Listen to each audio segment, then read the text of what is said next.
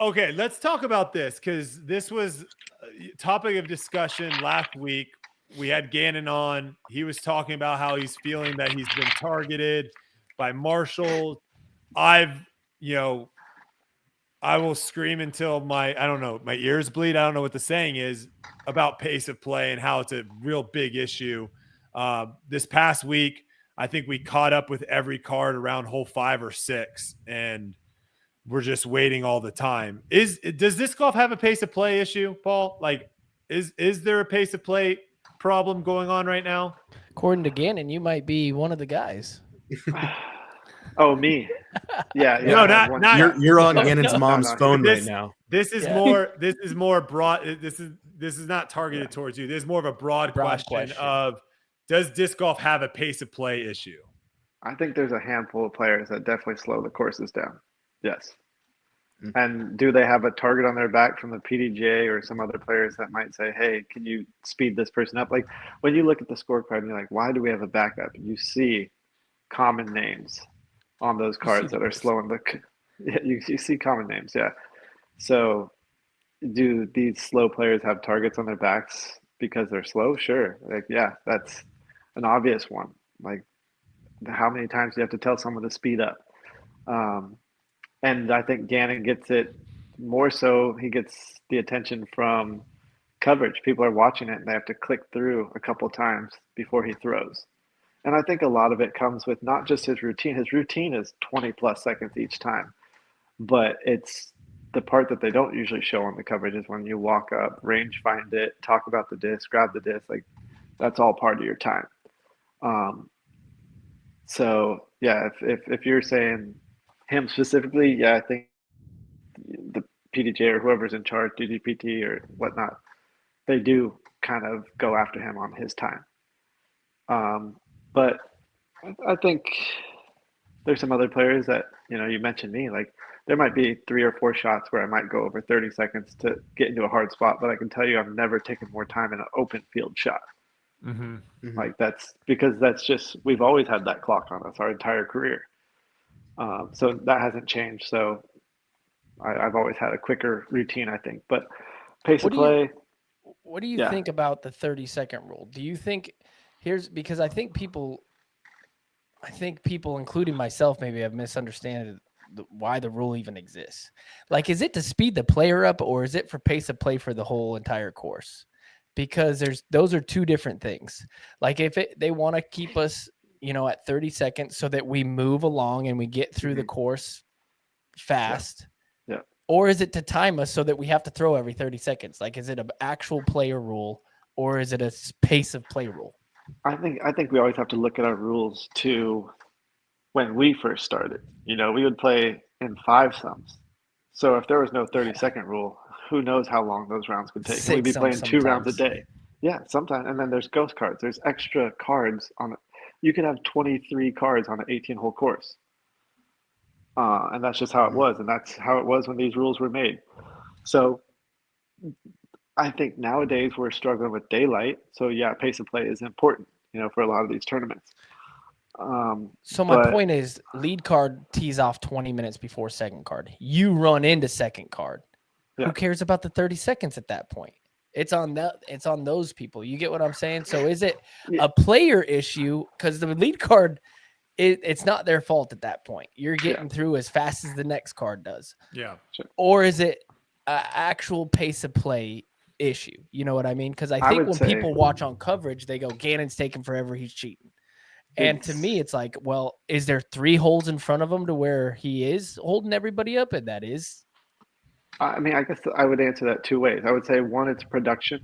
You don't want the camera on someone for 50 seconds standing there lining up a shot. Like that kind of, what are you going to do when you don't know when they're going to throw the shot? throw it to Brian. Tell him to say something interesting. That's you an know, easy answer. but like if they already have the camera on them, you don't want to just shoot off of him and then he's still doing his routine when you come back. But the other thing too is at what point is it an advantage? If this card can take a minute, but these other cards have to go under 30 seconds, then there's Yeah. a competitive advantage there. So I think it is a pace of play thing, but I also think it's the same time you got to keep it consistent with every card. So considering the rule, the potential rule change or the rule change for next year with the addition of the 45-second add-ons, do you think I've heard a lot of mixed opinions on that from some players saying it's going to be a dumb rule that's never going to be utilized. Other players are saying this is going to be great. It's going to fix the problem. Do you think, if you had a chance to really look at it, do you think it's going to help the pace of play issues, or is it going to still be a moot point because you're asking players to be involved with the enforcement of the rule? I don't know the rule completely, the new one that you just mentioned. But I think having more time is going to let people be a little bit more lenient. I know just for me personally, like I won't feel as rushed sometimes, and I might take an extra 5 or 10 seconds, which that could add, might only add 5-10 minutes tops to a round, but you put that on 25 cards, and people that play at my pace are now adding 5-10 minutes more. Yeah, that could add up, but I don't know. I guess we'll see. But I've never had an issue with the 30-second rule. I think it's a select few that are making this rule change.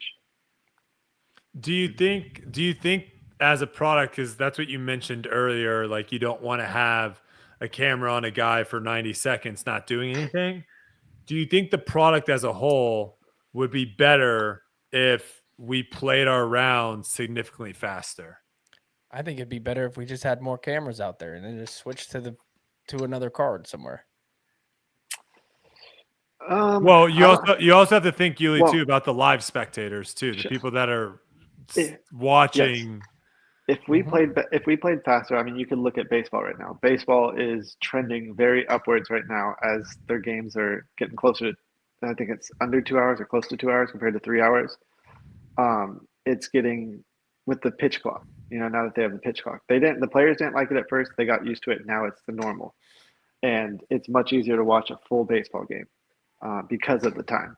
If we played quicker, maybe we might get more spectators at home, or it might be easier. Like, I mean, Brody, you're a UFC fan. I'm a UFC fan. I don't know if you two are, but we'll sit there for 5 hours, you know, just because it's a live event. We want to be there.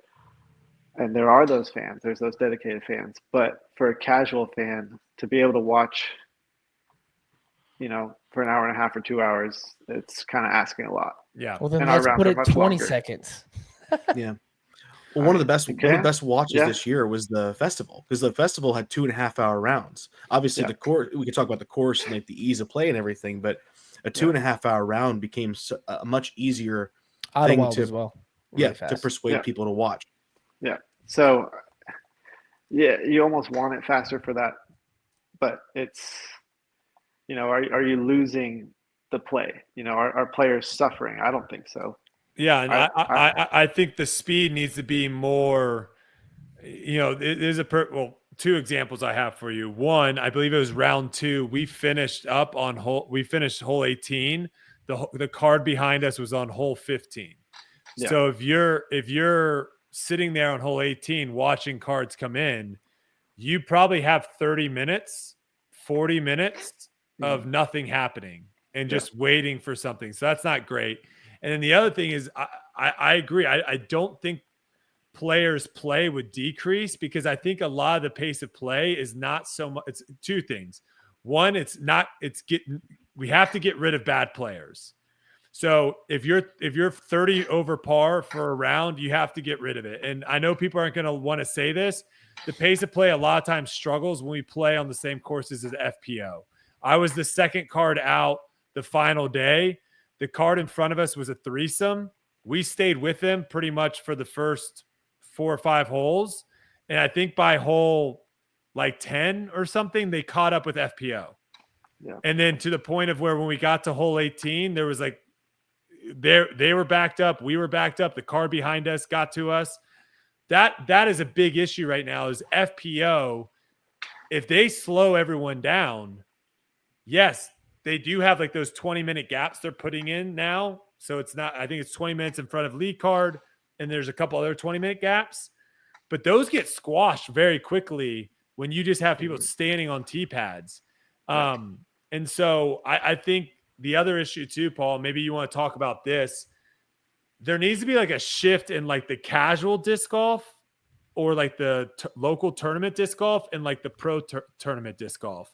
If we all got pars on a hole, on a par 3, or we all birdied a hole, it's pretty clear that we all birdied it. When we get to the next tee pad, I don't have to pull my phone out and go, Yuli, what'd you get? Paul, what'd you get? Gary, what'd you get? Because like, even though that did take me 10, 15, 20 seconds, that's still over the course of a tournament. That's still a lot of time added. So I think there's a lot of stuff like that that's being done. People just taking forever to get off the tee pad. Like, do you think that's more of an issue, Paul, than the 30 seconds here? Yeah, I think that people will chat and not pay attention. Like, I think that definitely adds more than what 30 or 45 seconds can add. And then people not knowing, oh, am I out? Are you out? This or that. Where I think I'm one of the players where it's like, hey, do you want to take this? Is it you or me out? And I'm just like, I'll go. I don't care. Like, let's just go. I'm not one of those people that's worried about who's 5 feet closer or 5 inches closer. I'll just go because of the pace of play. I don't think it changes my mind either way if they're going or I'm going. But I do know what you're saying. Like, there are some players that come to mind where they just would like to sit and talk versus getting their disc and getting up on the pad or this or that.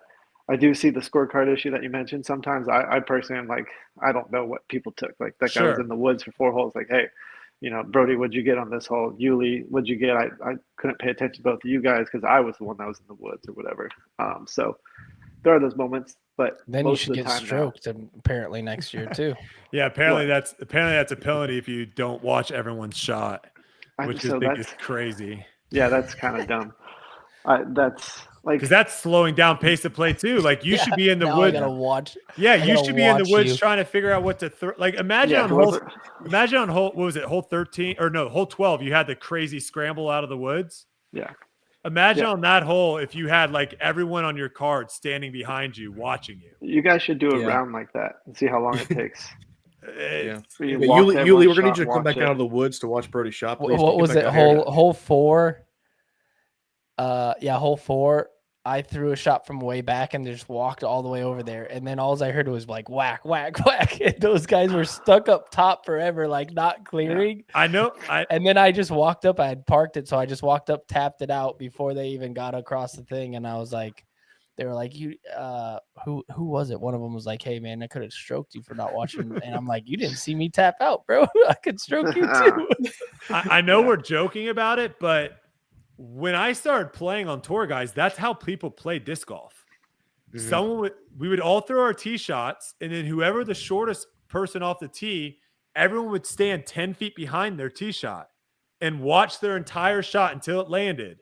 And then we'd all walk to the next person. And I'm just like, what is going on? That's the group slowing down the cards. Yep. Slow. And I know some people are upset and they're saying this podcast has been great up until my FPO take. I just want to say it's not a take.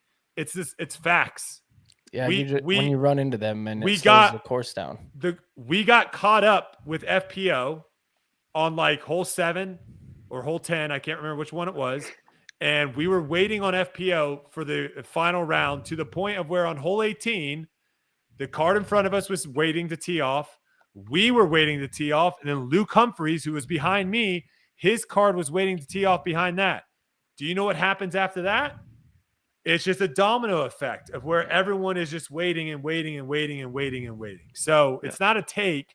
It's one of those things of where if FPO slows us down or whoever it is, it's a problem. It's the same thing as MPO was going and FPO caught the MPO. There's no difference. Yeah. Yes. Just, there was a card slowing everybody down. Yes. Yeah, what I'll say to kind of defend what Brody was saying is like Ledgestone, they have Sunset Hills, which the women love having their own course. Like that's the only course on tour that's dedicated to only FPO. Mm-hmm. And there's nothing that we're saying where I think it's great that they're in the same city and that we're at the same, they can still travel together, but it doesn't mean they have to be at the same courses. You can have them at Sunset, us at Northwood, or them at Northwood, us at Eureka. Like where we're at different courses, but same tournament, same town. Like that works well too, to where we're not catching up to them and things like that. But logistically too, if there is a playoff, they have to now jump into right MPO field. Yep.